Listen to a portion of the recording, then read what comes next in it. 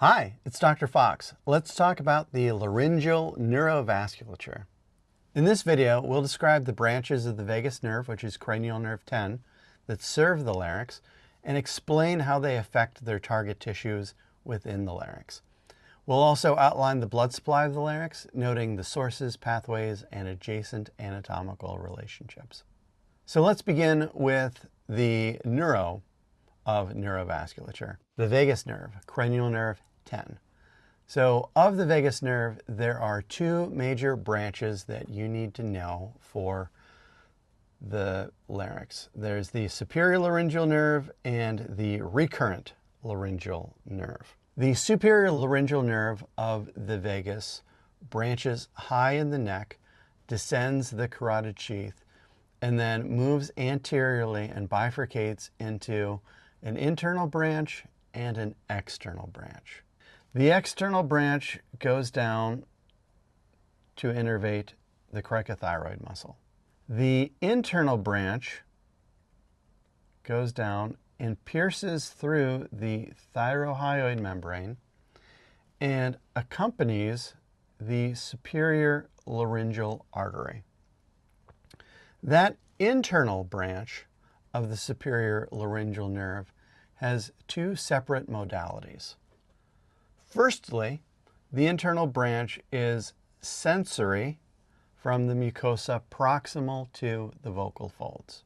Secondarily to that, it's also secretomotor, so it's carrying preganglionic parasympathetic fibers to the mucosa proximal to the vocal folds, which will allow the mucosa to secrete, so as to keep the lining of the larynx moist and lubricated. Now, the way that I keep track of external versus internal branches, I think to myself, well, I am very muscular externally, but I'm very sensitive internally. So, motor, external, sensory, internal, along with secretomotor. Now let's take a look at that recurrent laryngeal nerve. So the recurrent laryngeal nerve is really the big star of somatic motor innervation to the intrinsic laryngeal muscles. So everything excepting cricothyroid is innervated by the recurrent laryngeal nerves. In addition to that, it's also the somatic sensory from the mucosa distal or below the vocal folds. And then finally, it's secretomotor, so it carries the preganglionic parasympathetic fibers to the mucosa distal to the vocal folds. It's the counterpart to the internal branch of the superior laryngeal nerve, all of the same functions to that, but below the vocal folds. And here we can see the recurrent laryngeal nerve ascending in the tracheoesophageal groove, the groove between the trachea and the esophagus, and it's accompanying the inferior laryngeal artery. So the internal branch of superior laryngeal nerve accompanies the superior laryngeal artery, whereas the recurrent laryngeal nerve accompanies the inferior laryngeal artery. Now let's take a look at the vasculature which serves the larynx. So let's start with this superior thyroid artery.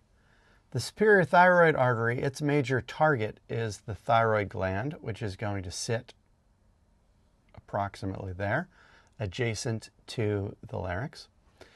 It gives off the superior laryngeal artery, which, as we've mentioned, goes through the thyrohyoid membrane along with the internal branch of the superior laryngeal nerve. Next up, we have the inferior thyroid artery, which comes from a branch of the subclavian artery. So that's at the root of the neck. And this inferior laryngeal artery is in the tracheoesophageal groove along with the recurrent laryngeal nerve, coming up to serve the larynx from inferiorly.